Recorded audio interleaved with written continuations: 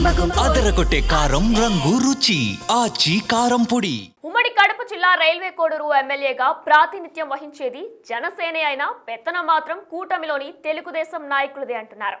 దాంతో రైల్వే కోడూరు జనసేనలో అనిశ్చితి నెలకొని నామమాత్రంగానే మిగిలారట. ఇక మరోవైపు జనసేన ఎమ్మెల్యే అరవ శ్రీధర్ రాసలీలల వ్యవహారం వెలుగు చూడడంతో జన సైనికుల పరిస్థితి కుడితిలో పడ్డ ఎలుకలా తయారైంది. టీడీపీ నియోజకవర్గం ఇన్ఛార్జ్ ముక్కా రూపానందరెడ్డి కనుసన్నల్లోనే ఎమ్మెల్యే నడుచుకుంటున్నారని, స్థానికంగా తమకు బలమైన నాయకుడు కావాలని జనసేన శ్రేణులు అంటున్నాయి. లేకపోతే పార్టీ బలోపేతం దేవుడెరుగు, కనీసం పార్టీ ఉనికి ప్రశ్నార్థకంగా మారుతుందని వారు గగ్గోలు పెడుతున్నారు. ఇంతకీ అక్కడ జనసేనలో ఏం జరుగుతుంది? రైల్వే కోడూరు ఉమ్మడి కడప జిల్లాలో జనసేన ప్రాతినిధ్యం ఉన్న ఏకైక నియోజకవర్గం. 2 దశాబ్దాల పైగా అంటే 2004 నుంచి రైల్వే కోడూరులో కాంగ్రెస్, ఆ తర్వాత వైసీపీ ఆధిపత్యమే కొనసాగుతూ వస్తుంది. అలాంటి చోట వైసీపీ ఆధిపత్యాన్ని దెబ్బకొట్టి 2024లో రైల్వే కోడూరులో జనసేన జెండా ఎగిరింది. కూటమి పొత్తుల్లో భాగంగా రైల్వే కోడూరు స్థానాన్ని జనసేన దక్కించుకుంది. ఆ అవకాశాన్ని సద్వినియోగం చేసుకున్న జన సైనికులు తమ అధినేతకు గిఫ్ట్గా ఇచ్చారు.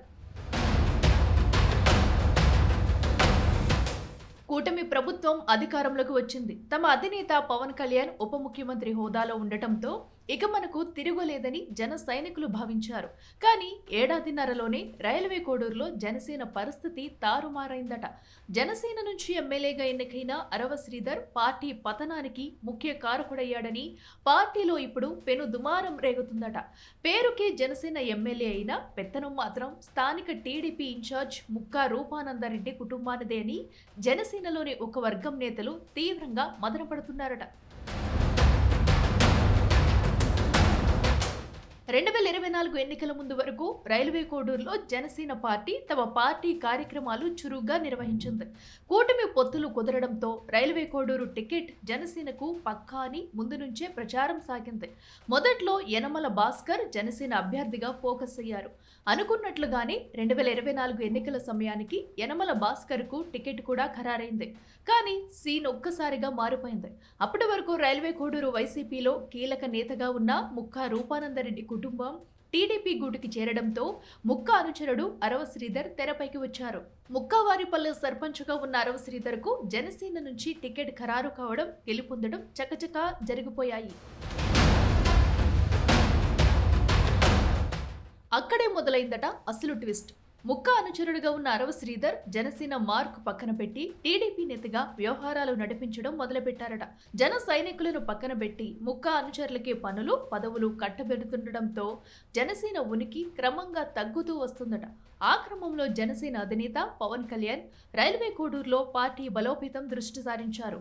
నియోజకవర్గంలోని మైసూరివారిపల్లెలో మెగా పేరెంట్స్ టీచర్స్ డే కార్యక్రమానికి శ్రీకారం చుట్టి గ్రామంలో పాఠశాలకు 60 లక్షల సొంత నిధులతో భూమి కొనుగోలు చేసి పాఠశాలకు అంకితం చేశారు. దాంతో ఇక అక్కడ జనసేన తిరుగుండదు అనుకుంటే ఇప్పుడు ఎమ్మెల్యేపై వచ్చిన లైంగిక వేధింపుల ఆరోపణలు, మహిళా ఉద్యోగినితో సాగించిన రాసలీల వ్యవహారం పార్టీ ప్రతిష్టతను మరింత మసకబారుస్తున్నాయట.